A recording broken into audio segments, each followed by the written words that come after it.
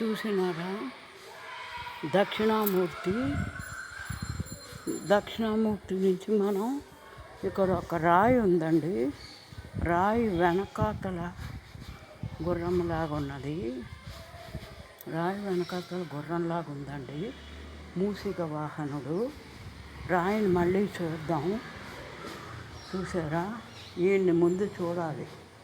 కాలభైరవుణ్ణి చూసి స్వామిని ఓం విఘ్నేశ్వరాయ నమః, ఓం విఘ్నేశ్వరాయ నమః, ఓం విఘ్నేశ్వరాయ నమః, ఓం విఘ్నేశ్వరాయ నమః.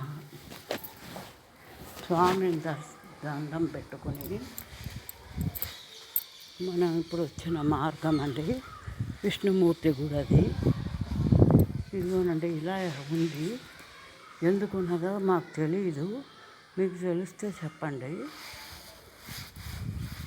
అటు నుండి మనం ఇందాక జమ్మి చెట్టు చుట్టినాము. ఇప్పుడు ఈ సన్నిధి దగ్గరికి వెళ్దామండి.